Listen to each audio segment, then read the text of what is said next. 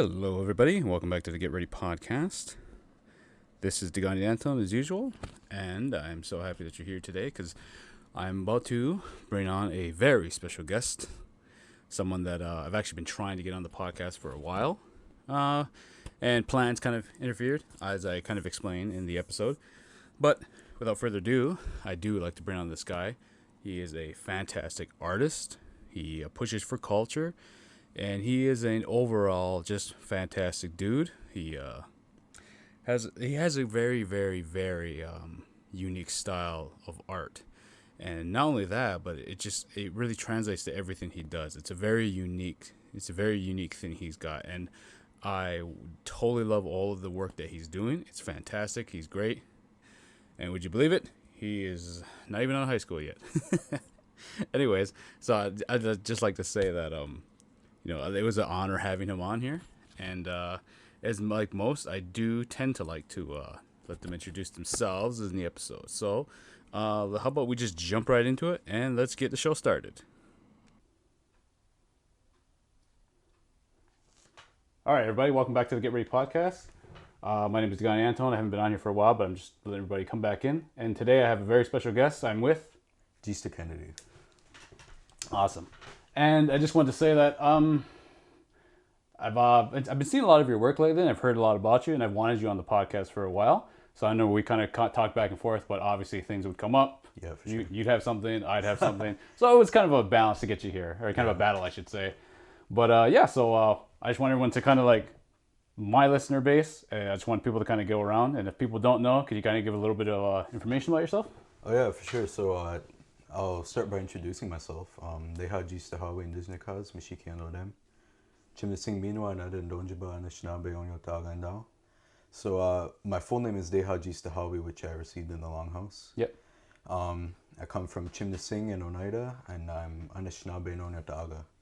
So yeah, I'm a artist, and I consider myself somewhat of a local advocate and leader through the school board. Well, used to be through the school board, being the trustee, but my terms ended with that. Oh yeah. But yeah, still try my best to get involved with various community events and leadership opportunities, things like that. Mm-hmm. So yeah, that's just a little bit of what I do. Yeah. So maybe you want to talk about a little bit about the trustee stuff a little bit. Oh yeah, so it was the first of its kind in the school board. Yeah. In the local school board, as well as Canada, as far as I know. Mm-hmm. And so with that, it was definitely a really new concept, and it was definitely an opportunity for the school board and every other school board in Ontario to learn from it. And from what I know, there's a few more school boards trying to get a Indigenous specific position in there. So that's pretty awesome to hear. But yeah, so basically, it's bringing Indigenous student voice into school decisions and things like that. But what I would use it as is an opportunity to get out to various events and speak about what it's like being a leader, Mm-hmm. what it's like being in a leadership role and things like that. And just kind of telling my story, hoping that other people can take what they can from it and learn from it a little bit and apply it to their own lives and things like that. Oh yeah. Okay then. Yeah. So it was just kind of directed then like to just bring more Indigenous like issues to schools and like kind of like understand more stuff like that then. Yeah, for sure. It was definitely an opportunity to bring voice into it and, speak the issues that we face and the things we think should change and all other things like that. So what would you say that was kind of something that you kind of brought to it then? Like, was there something specific that, like, were they trying to bring more like, say, like residential school things to be taught in the school, or like? Well, my specific message was the fact that we need more Indigenous education in the system, and more resources and things like that. Because with myself growing up, I grew up in Kitchener-Waterloo, not a really big Indigenous population there. So Mm-hmm. coming to London, Ontario, I'm definitely grateful to have the resources that they have over here. But at the same time, I feel like there's a lot more that we can be doing to improve on that and to build onto it. In terms of supports and outreach, just all kinds of things like that. Yeah. Yeah, so I spoke to them about that, and that was definitely my initial message. I remember when I was interviewed with CBC, my message was more culture in the classroom and things like that. Because I can definitely see more components of our culture put into the classrooms for our Indigenous students. Oh, okay, then yeah. Yeah. Oh, that's cool. So, are you still in school? Yeah, I'm finishing up grade 12, so I should be done it before the summer, and then by then I'll be off to college. Oh, nice. Yeah. So, it's, well, I don't know. You don't seem your age, I should say. I'm just gonna let you know that now, Oh, because yeah. I was thinking finishing school. I was like, huh. Yeah. Okay, then yeah, that's cool. So what are you, like 18 then? I'm turning 17 at the end of this. Jesus, I feel even older. the end of this month. Okay, then yeah. All right, so that's cool. With college wise, what do you think? Where do you think you might go then? Well, I was thinking about becoming a police officer for the longest time. Oh, cool. I was involved with the London Police's Peace program this summer, and it was definitely a really awesome opportunity, but it really showed me the reality of what I'd have to face as a police officer on a day-to-day basis, and I came to the conclusion that maybe I might not be fit for something like that over an extended period of time. So with that, I figured I still want to get involved with the community, and I still want to get involved with our youth, things like that. Yeah, of course. And looking towards my art, I was thinking maybe I could, you know, chase an education and learning Indigenous art through various colleges and things like that. Just take a few years to go to, say, a college out east, and then maybe one out in the west, and just get as much knowledge as I can, and then become a teacher and bring all that knowledge back to the communities where I feel it would be fit for, providing healing and other resources. Because I feel like art isn't really a big thing in our communities, and it should be a lot bigger. No, I know exactly what you mean. I've for the past 3 years, I've been trying to bring like cooking Yeah. to our school, to the youth and even adults. I mean, elders, it's a challenge to try and teach them something new. Yeah. But with Yeah, for sure. with young adults, and especially the youth, I've been trying to bring more cooking, because we don't really have that. Like a lot of reservations don't have that, and there is a huge connection. Like everything, I've done the work, so I've seen the connections to residential schools and the intergenerational trauma that comes even to now. Yeah. So it's something I've been very passionate about myself as well, and I can see kind of the same thing you're doing as well. Mm-hmm. So that's why I was like, oh yeah, okay, yeah, that makes sense, because we need more, I guess, outlets for the youth, Yeah, for sure. because there's not a lot. There's when you go to, I mean, I go to the res every day because I work down there, but it's not very present to even just cooking classes. You get a few things going, but then it's hard for me because I work through other people, like through the health center, or sometimes Muncie, Chippewa, or even over in Bucktown. Even sometimes I get work, but it's not consistent. Yeah, and that's kind of saddening, because I do have youth that I run into now and then, and the classes have been over for maybe 6, 7, maybe 10 months, and they're still asking if there's going to be another class. Oh yeah. Hope you're not allergic. Yeah, it's just a cat. So that's something where I was always just kind of like, well, it's kind of hard. So it's something that I've been trying to get off the ground as well. So, but yeah, I can see what you're doing. So you would go to the east and the west. Yeah, because I've been looking at a few different colleges that kind of provide an Indigenous perspective in art, and rooted into the Indigenous culture from wherever the territory is. Yeah. And so New Brunswick was one of them that I was looking at. There's also one in BC. There's even one down south in New Mexico that I was looking at. But there's tons of different opportunities, and I'll see which one presents itself first and just kind of go with that. I'm not really much of a planner, more of a go with the flow, see where it takes me kind of guy. So yeah, something happens, just go with it. Sure. Yeah. Yeah. So I'll see what happens though. Okay, yeah, because I was always wondering about that, because I was seeing, like I said, I would see your work, and it's great. Like, I love your stuff. It's awesome, because I also know too that you have a website coming as well. Yeah, I'm hoping to get a website. Well, it's being constructed right now, and I hope as soon as I get some samples in from the products that I'm making, but then I'll be able to launch the online store, and then maybe a little bit of my portfolio and just a little biography of the artist.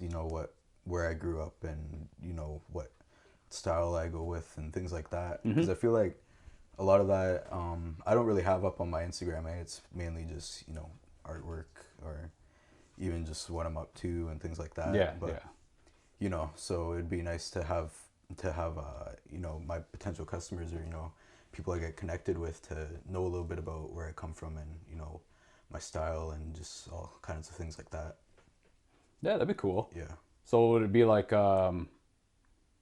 taking an image and then just putting it on shirts like and stuff like that as well, or would you like sell Yeah. like just prints of your work? I feel like it would be a few things. One of them being prints. Mm-hmm. Another thing would be putting my designs on T-shirts. I've come up with a few designs already that I hope I'll be able to sell by the end of October. And other than that, I've been thinking of getting into what's it called? Jewelry making, hopefully, but that's probably something more in the future. But it's definitely been an idea that I've come up with for a little while. But yeah, specifically, silk screening on clothing and things like that, as well as printing on canvas and maybe even some commissions and stuff like that. Because I still get those every once in a while too. Yeah. So would it be like a commission for like even like a tattoo design or something like that? Yeah. Tattoos, they've been more of a recent thing for me. I'd say within the past 2 years, I've gotten, quite a few tattoo requests. People would come to me and they'd ask, I want something that represents my family, or I want something specific like a moon and some flowers or something. But they'd come to me for that and I'd design it up. And even tattooing's been a kind of a idea for a career for me, but I don't know if I'd be able to draw something permanent on somebody. I'd be afraid of messing up. But people do come to me for designs and they end up taking it to a tattoo artist and then they get it tattooed onto them, and I think that's pretty cool. Yeah, that is, because it's just another sign of like your work. Yeah, for sure. And it's like, don't want to say it that way, but I guess free promotion. Yeah. People walking around with it on, they're like, yeah, Yeah. where'd you get that from? Yeah, for sure. Yeah, that's pretty cool though. So like, have you done a lot then? Yeah, I could say I've done about 15 now so far, about that. Yeah. And, it's always an honor when someone comes to me and they express how much they like my art, and for them to put that on their body that could last them a really long time. It's really really honoring for them to do that. So, how did you kind of go into your art then? Like, was there? I'd say it started with me drawing on my homework up in grade 3, and then I'd get in trouble for that. So I kind of stopped for a little bit. But then this teacher came along about, I'd say grade 5, and she was really supportive of my art. She saw it in art class and she's like, oh my gosh, you should, really practice this and things like that. So she started, I always remember she'd print out, comic templates for me. I'd write a lot of comics and things like that, or I'd also just draw on blank pieces of paper. So she was really a good support for me up in grade 5 up until grade 6.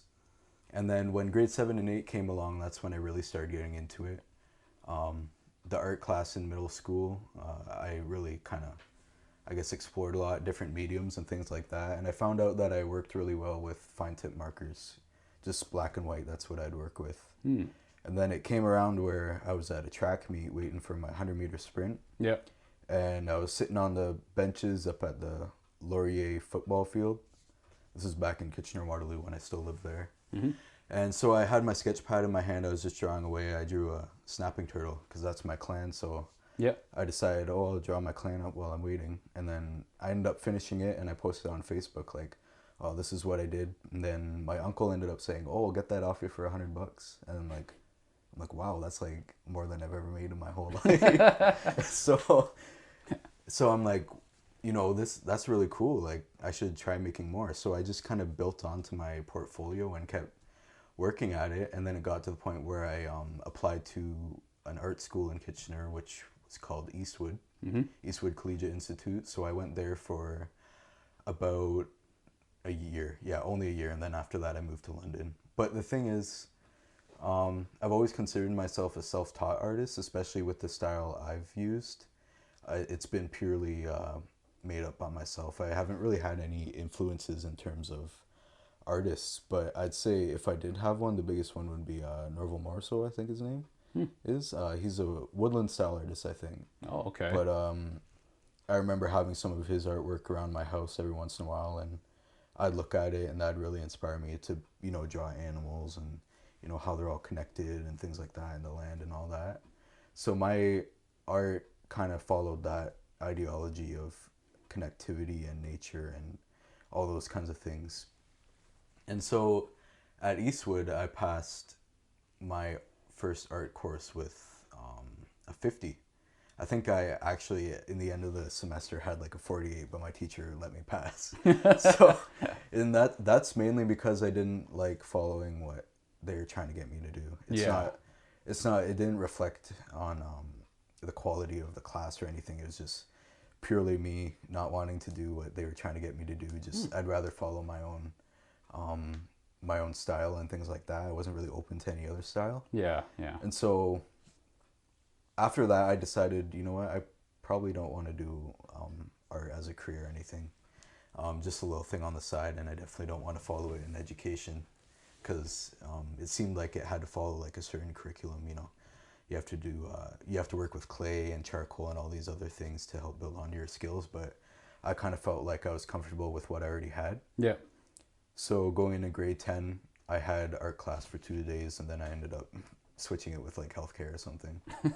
And then since then, I haven't really taken any art classes. I've just built onto the style that I already have.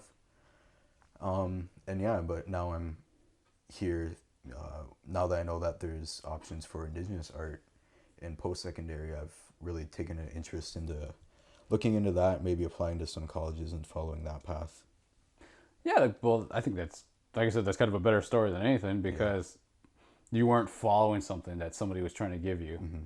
Like it really is your own thing. And I would say that too, that, you know, there is a style. I mean, your style really is unique to yourself. Like if you would see it, people would know it's you. I mean, I certainly do. There's only one other artist that I kind of thought about, but it's only because when I was younger, my mom used to get these, not get these, but it was a painting of sort, but I can't remember the name of the artist.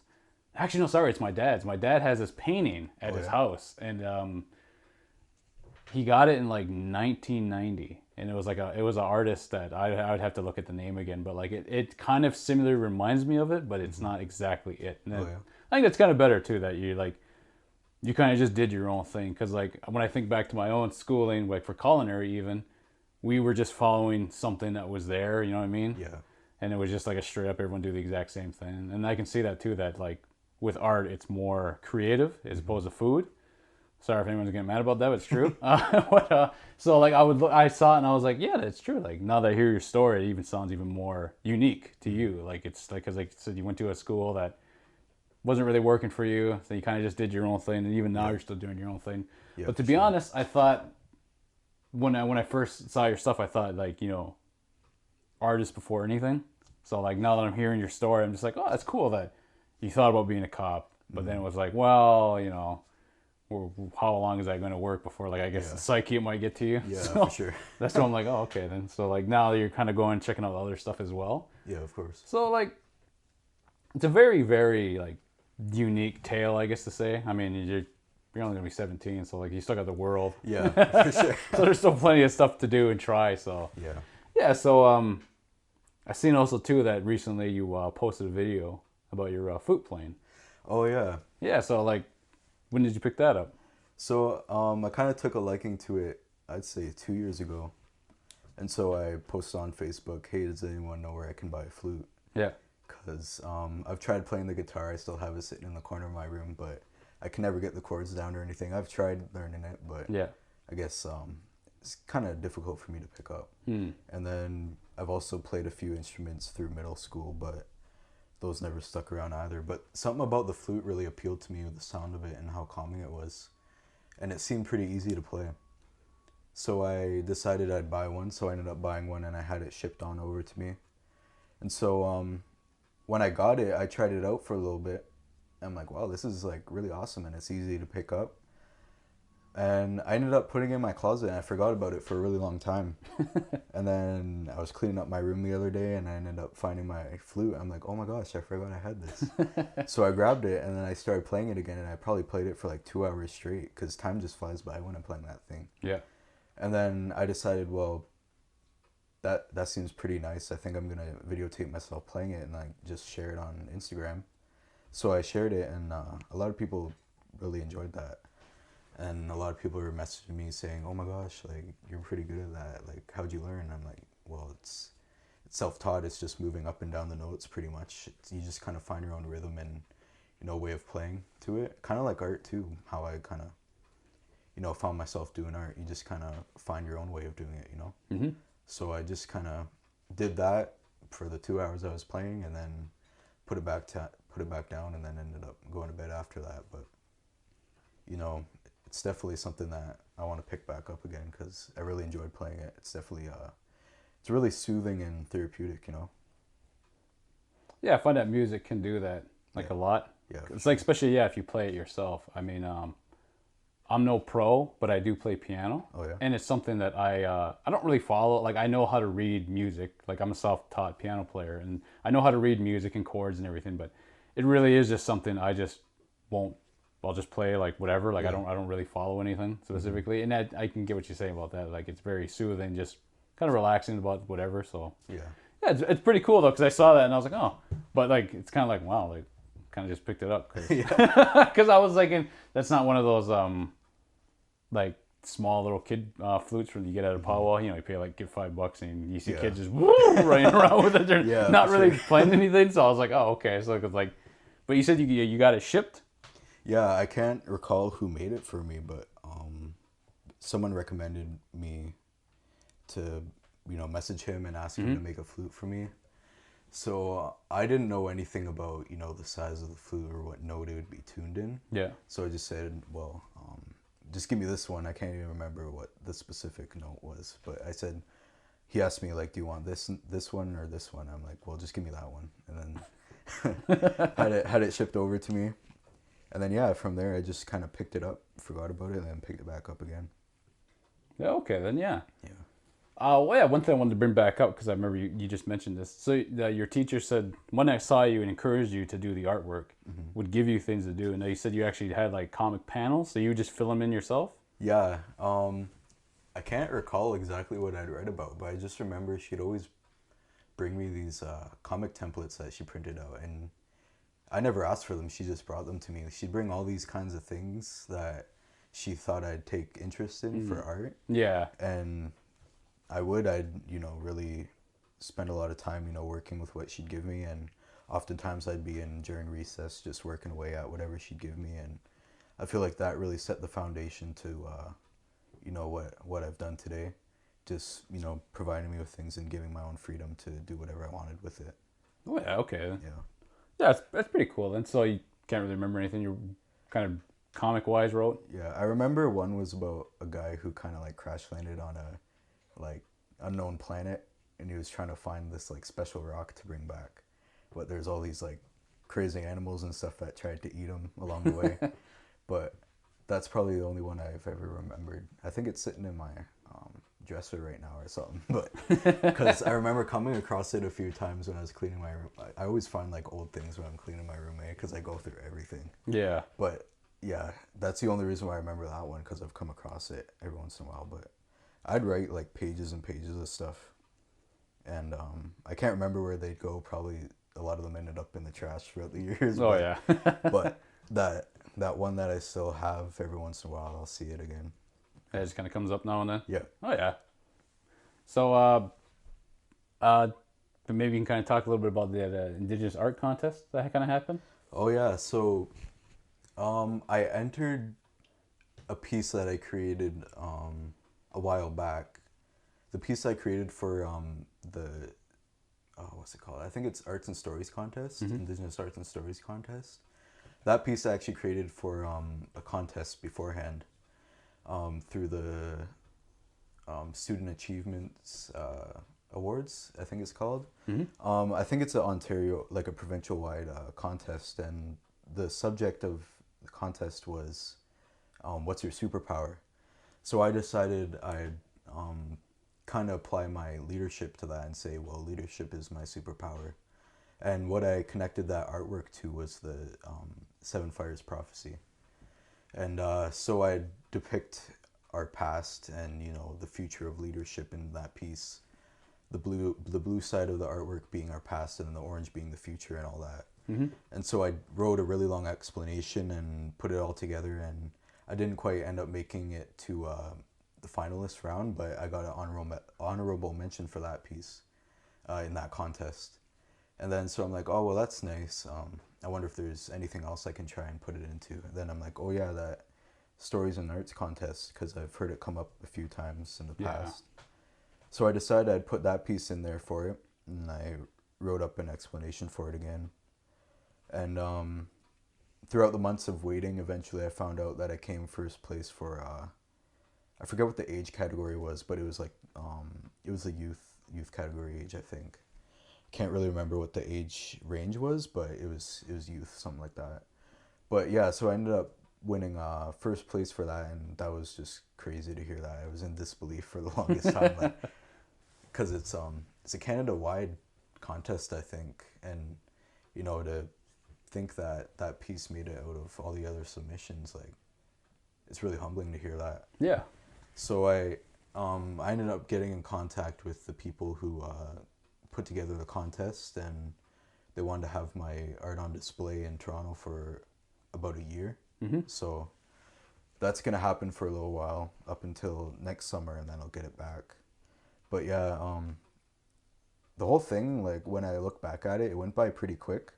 But I remember just waiting, like, every day. I'm like, oh, when am I gonna hear back? So it was pretty awesome, though, to hear in the end that I ended up winning first place. And again, it was really humbling and honoring to hear that. And it definitely encouraged me to continue with my art, to keep building onto it. And after that, I actually moved towards using acrylic paint instead of just markers, because that piece I did for the contest was made out of markers and all kinds of things like that.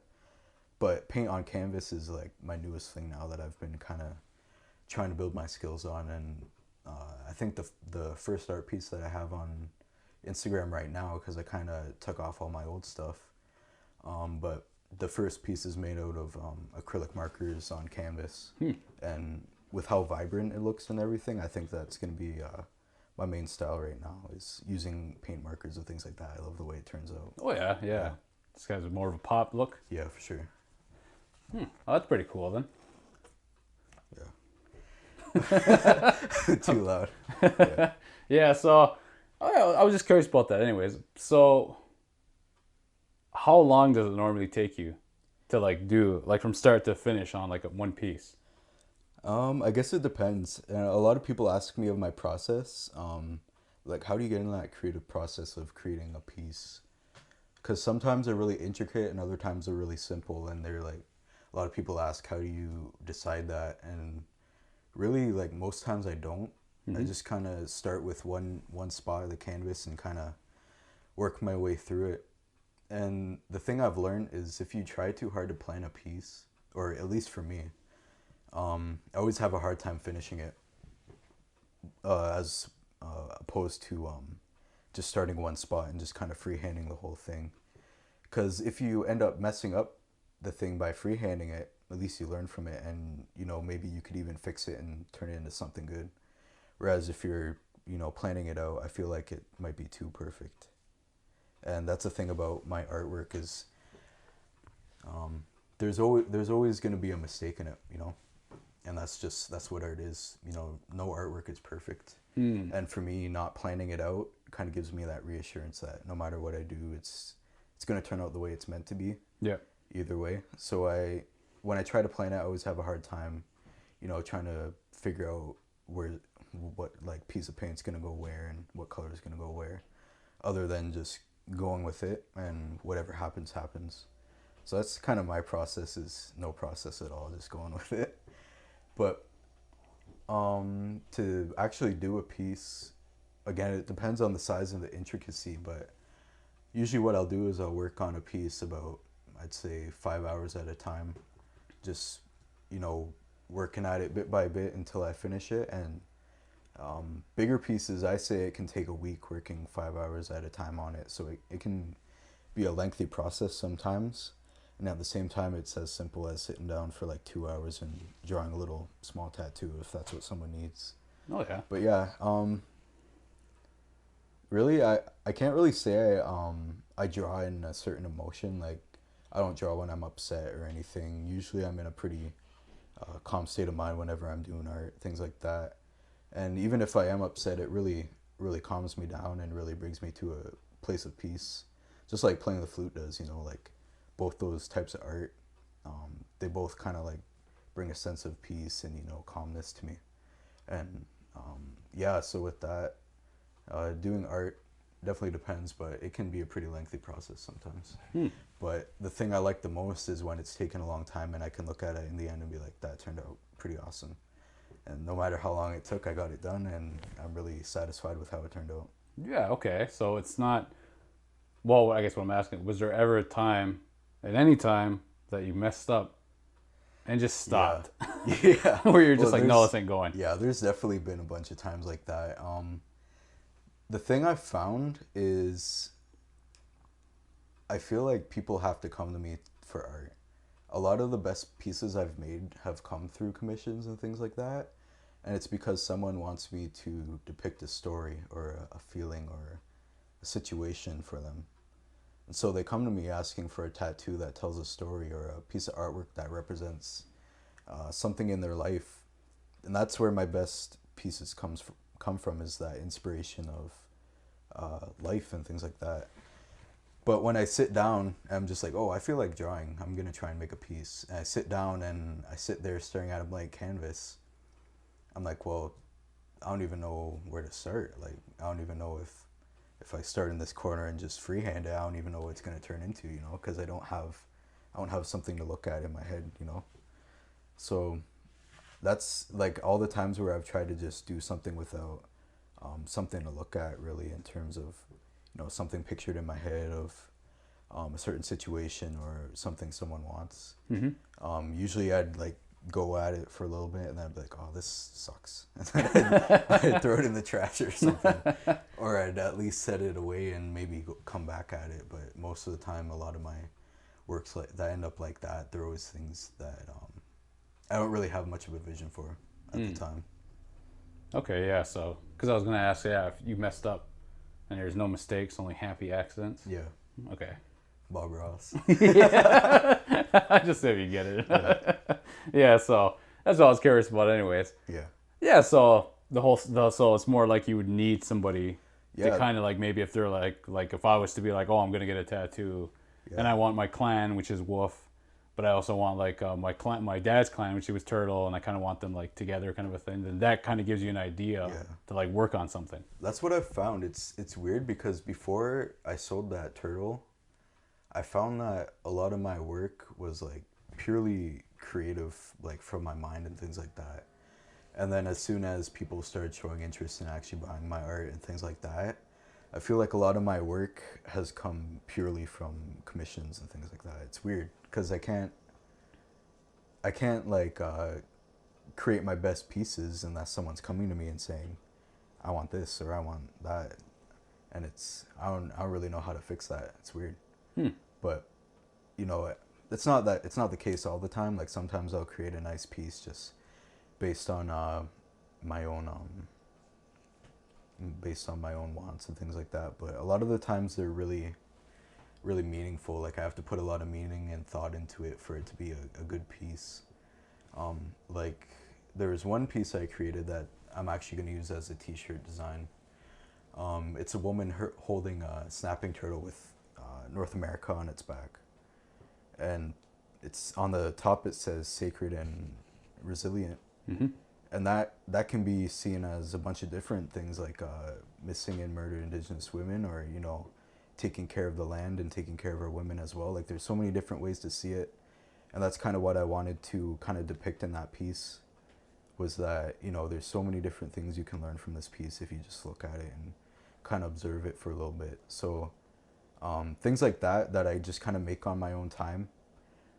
I really put a lot of thought and meaning into things like that. But if I'm just sitting down saying, oh, I'm going to draw this, it usually doesn't turn out. Yeah. Have you had anybody kind of like what you said there with that piece? Have you ever had your artwork kind of like, do you have to explain it to people, or you don't mind if somebody was to look at it and take it completely different? Like they look at it completely different than how you originally had it, like, what it's meant for? Well, that's the thing about art. I think there's many different ways to really interpret it. Even with writing too, I'm actually taking a writing class right now, creative writing class in school Mm-hmm. this semester. And one of the things we've been doing at the start of this semester was looking at poems and trying to figure out what the meaning behind it is. Because there's a story to it and a lesson, but there's also an underlying lesson and message to it. And for each person in the classroom that speaks about it, it's different because everyone has their own paths to life where they have their own experiences and things like that. And that all influences how they view things. So with my art, if someone says, "Oh yeah, I know what that means," and it's completely different from what I hope to kind of share, you know, I keep in mind that that's how they see it, and there's a reason why they see it that way. And that's another thing I encourage with my art as well is all the intricacies in it. Like someone will walk by, see me drawing, they're like, "Oh, I see a turtle in that," and I'll be like, "Oh, I never saw that before," you know, just like when I'm doing patterns and things like that. But yeah, there's definitely a message in my art that I put into it, but there's so many other messages that people come up with that kind of surprises me when I discuss my art with other people. So it's really interesting to do that when I share my artwork. Like I had an art show through the See Me Too Foundation, I believe it's called, Mm-hmm. back last. Can't remember if it was last winter. I'm pretty sure it's 2 winters ago now. Time sure flies by. Get mixed up with winters and everything, but I think it was 2 winters ago. I had an art show and a lot of people came. They saw a few of my pieces and they discussed, you know, my artwork with me, and we had some good conversations about it and everything. And they were seeing things I never saw, and I was, you know, discussing with them how I saw it. And so it was a really awesome opportunity to share information and, you know, points of view and stuff like that. That's pretty cool. Yeah.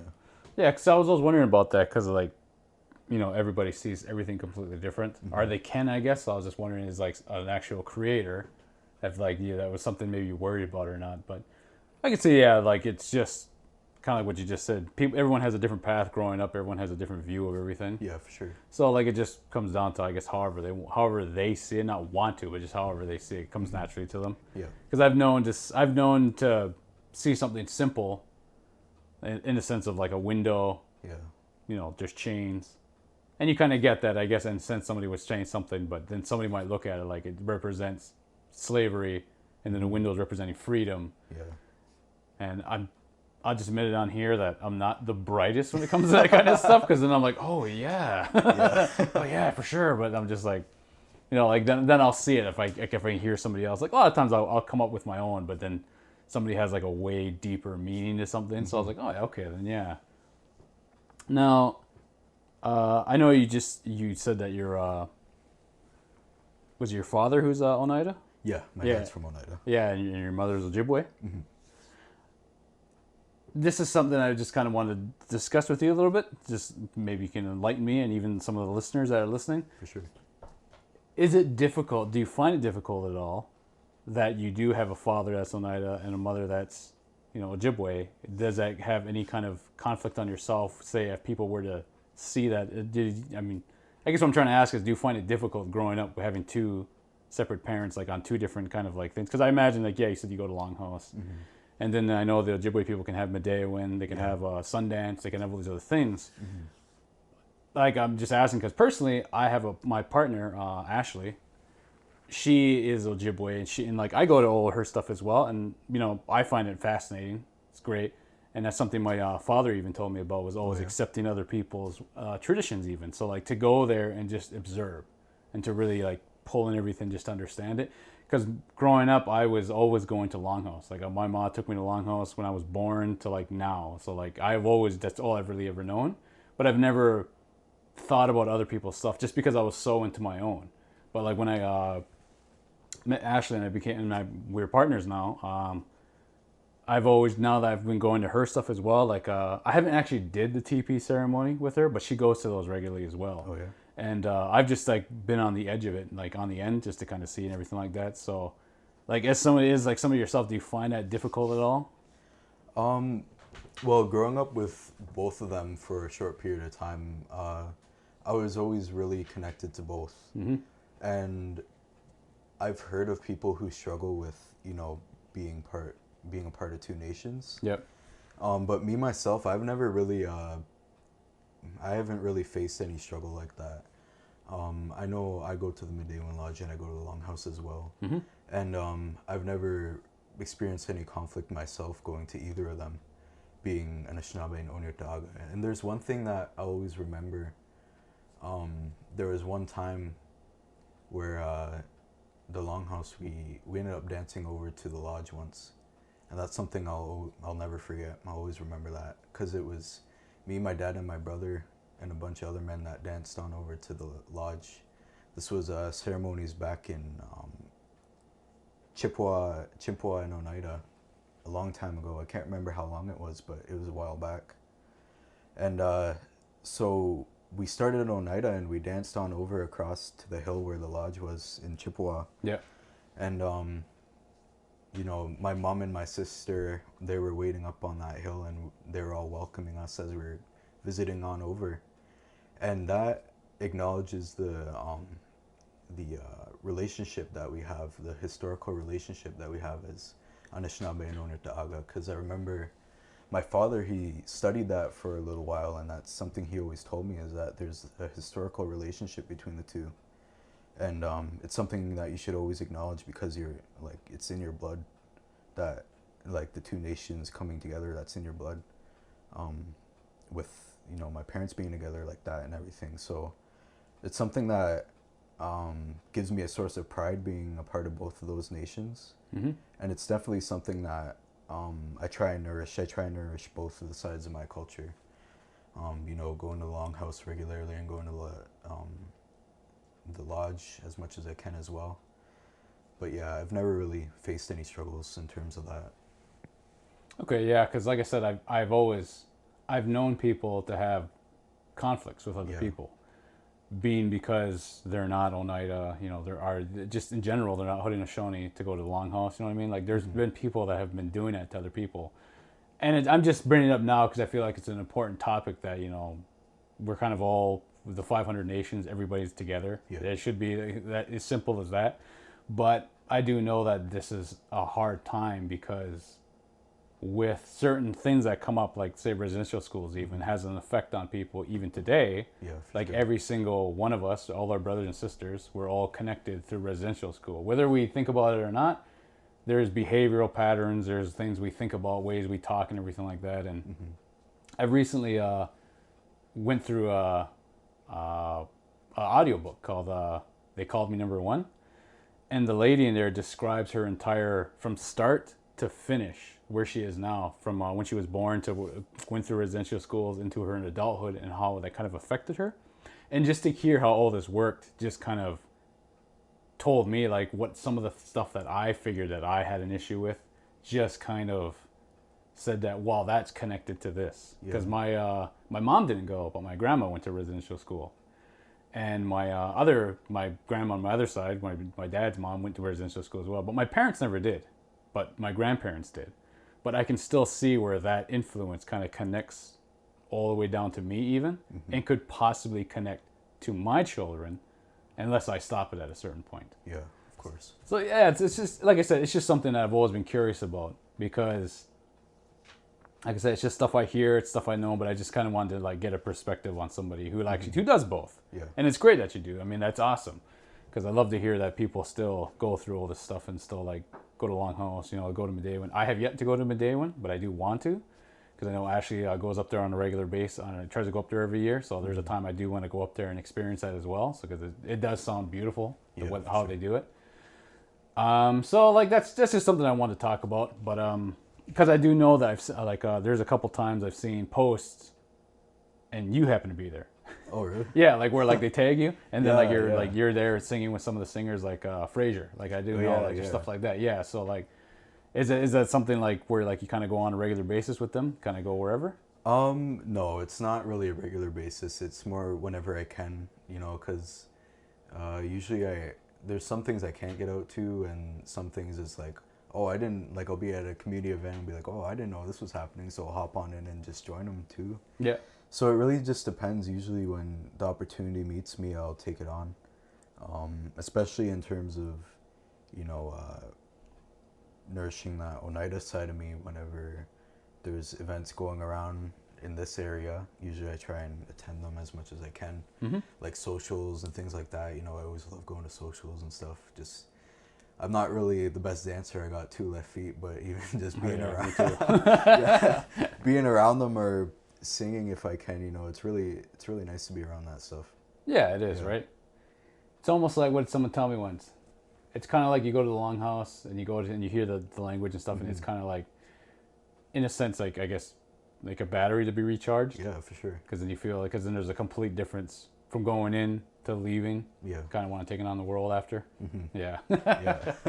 So yeah, like, so that was the biggest thing I just want to talk about too, was just like the whole art stuff. Because like I said, when I first heard about you and started like looking into your stuff, for starters, I thought you were older. Yeah. Like I seriously thought, I was like, oh, okay, this guy's probably my age, Yeah. maybe even just a year younger.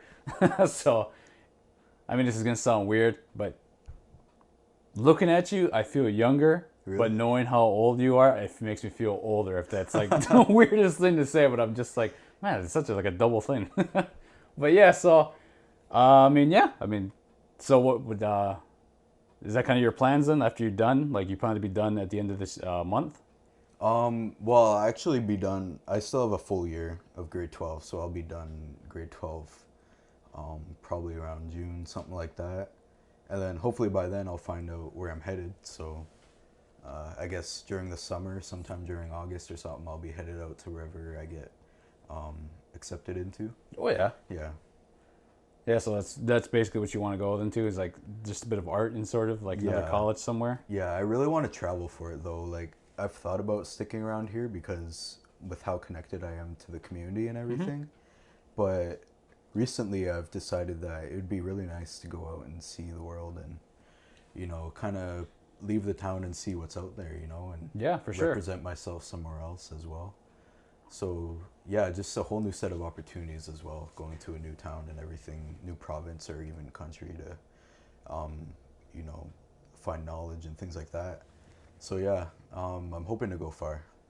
Yeah, I mean, I didn't go to school that far. I went to Windsor, Oh, but yeah. still, like even that far, I still highly recommend going somewhere else completely. Mm-hmm, for sure. I mean, like just whatever you can get, yeah, because then you can just come back, incorporate it more. So Yeah, yeah, of course. like I said, it sounds awesome. And then like you still have your website, you could probably be connecting with people. Yeah, I'll definitely miss leaving here when I do, but it's not like I won't be coming back for visits and even then be connected through social media and things like that. Mm-hmm. So it's not like I'll be completely gone. I'll always be around through Instagram or Facebook or my website and things like that. So, Yeah, people can always see what you're up to all the yeah, time. of course, yeah. So there's a segment on here I like to talk about that. Is there something that people should be more aware of, should check out, should look, read, watch, listen, whatever, like that maybe they never heard of in a sense? Like is there something that maybe you like that maybe not a lot of people heard of or anything like that? Anything? One thing that really sticks with me is the teachings of long hair. I know growing up in Kitchener-Waterloo with there being such a small Indigenous population, Mm-hmm. I grew up in a school where I was pretty much the only Indigenous kid there. Yeah. With an exception to my younger siblings, but with that there came a lot of bullying with my long hair and things like that, and it got to a point where it became violent. And so with that, I'd often reflect on that on the years after, and I came to a conclusion that it's not really out of hate that people would do that to me. It's misunderstanding, really. Yep. They don't understand what the significance is to it, and that's where that unknowingness comes from, and they think it can be something to be made fun of, or even some like an excuse to be violent or bully. But I was doing a presentation up in I'd say Barrie. I can't remember when. It was last summer, I think. So I was doing a presentation, then after this woman comes up to me with her son, and he had long hair, and he was just a little guy, like I'd say as little as I was when I was being bullied for my hair. And she comes up to me and she's like, I saw your braids and I was wondering if you could talk to my son about having long hair, because he's getting bullied at school for having long hair and he wants to cut it. And then right there, it hit me really hard because when I looked down at him and I saw him, I could see myself back in those days. Mm-hmm. And so I just told him how I went through that and how I was feeling. And I reminded him that, your long hair is a source of pride and everything. And it's really significant in our culture. And no matter what someone says, that you should keep your long hair. And because it will teach other young boys to be strong and to keep their hair as well. And then with that, how I see growing my hair out, it's not just something for myself, but it's a source of leadership for other young men. Because when I saw that kid, he still had his long hair, I still had mine. And sharing those words with him, I hope that it encouraged him to keep his hair. And I hope that those words he'll continue to share with other people in the future. So that really stuck with me for the longest time, was the fact that, I got bullied for my hair, but I was able to turn it into something positive, an opportunity to, share my message with other young boys and even people like non-Indigenous people as well, to just kind of educate why we do this. And, sometimes I do see things on Facebook too, where it's like, oh, my boy was bullied for having long hair. Or even I saw this one video, this guy had this little kid had his hair cut, like, by another student. And stuff like that, it upsets me that, there's that much misunderstanding and people resort to things like that when they simply don't understand, our culture and why we grow our hair long and things like that. So that's definitely been something that's driven me to be a leader and things like that. The oppression and struggles that I faced as, a youngin', but growing up and taking that, turning into something that I can use as strength and, motivation to kind of share my words and all things like that. So specifically, hair's been something that I think a lot of people should know about. But when it comes down to it, it's really just understanding us as Indigenous people. And I don't think there's enough of that. Well, I know there's not enough of that. Yeah, it's true. Yeah, and even in doing blanket exercises, I've done probably about 5 of them through the Thames Valley School Board. Mm-hmm. A lot of them I did as a trustee, but I just did another one last week. I just kind of popped in because I saw them in the library at Saunders. I'm like, oh, can I help with this? And they're like, yeah, you can jump in and be the narrator for it. So in our discussions afterwards, people are like, I can't believe this is the history of Canada. Like, I never learned this. And then they're like, I've really come to understand what it's been like for Indigenous people and things like that. And that gives me hope that, a lot of these people are kind of maybe have a little bit more understanding of what the history is, at least, and then maybe then that might inspire them to learn a little bit more about the culture and things like that. So that's another thing I like to help out with is blanket exercises, but definitely my motivation for everything that I've done comes from, those years in elementary school where I was bullied for that. Yeah. Yeah. Okay. That's awesome, man. Mm-hmm. Yeah. So that's the thing, more just better understanding. Yeah, for sure. Yeah. Okay then. Yeah. So that's awesome. So, I mean, yeah, we did pretty good. Awesome. Yeah. So, I mean, like I said, make me feel old and young at the same time. It's kind of weird to say, but I'm just saying it's awesome. It's great. I'm so happy to finally have you on because I know that. Sure. Because I can already say, like I said, it's awesome. It's going to be awesome to see where you go from here. Like, not my podcast, but just like, but just your education, everything you're doing, and yeah, like I said, it's an honor to have you on. Yeah, it's an honor to be on here. Yeah, so like I say to everybody, maybe in future time, come back on. Yeah, of course, I'd love to do that. That'd be awesome. Get an update, see what you're up to. Yeah, whether that's gone to school, during school, maybe you could be the first Skype podcast. Yeah, that'd be pretty cool, actually. Yeah. Yeah, so like I said, we could try. There's a bunch of options to try and everything like that, and I love bringing on just like Native people in general. Yeah. Like I don't always intend it to be just natives, but like it is nice to like bring on people and then they have like a strong message to bring, something to let people know so they can understand a deeper meaning like of what you're just saying, like of our culture, because a lot of people don't understand or even know that there's natives. Yeah. It's a strange thing, but it is. Yeah. So yeah. So once again, I'd like to thank you for coming on, and it's been awesome having you on. Yeah. Thanks for inviting me. All All right, everybody. So that's this week, and I'll see you all next time. And of course, it was an awesome episode. Great to have him on. Love to have him back on again. Check up on things, see how it's going. And just so everybody knows, in the episode we talked about his website actually being up and are going up soon, but now it is actually up. And you can actually go check out his the merchandise that he sells and all the stuff that he does in there. It is great stuff. He sells t-shirts, hoodies, things of that nature. It is fantastic and awesome, and I do say everybody should go check it out as usual. And of course, once again, this podcast is always brought to you by the awesomeness of the Get Ready Catering. Catering that goes for anybody in any kind of event, any kind of dinner, parties, whatever you want, anything you need. I'm willing to do it and work with you. Budget, doesn't matter what it is. Doesn't matter what it is. All you have to do is let me know, contact me, and I can work with you. That's the charge to go with. And like I said, I can always help with whatever kind of event you want and can.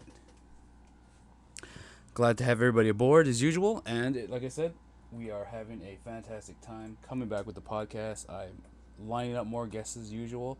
I'm going over everything I can, and I hope you stay aboard and keep listening on. I am going to keep releasing episodes, and I do have more guests lined up. So, in case you're wondering, the long weird break, it'll continue. So anyways, thanks for everybody coming on, and as usual, stay tuned and keep going on. And once again, just one last thing I want to bring up. If you like the podcast, make sure to like and subscribe. So, because the more subscribes and likes we get, the more it actually goes out there and lets everybody else know. Spread the word by actually sharing this with whoever you like, and or even people you don't like. Just give it to everybody. So, hope everyone enjoyed this episode as much as I did recording it. And keep looking out for more. All right, I'll see everybody next time.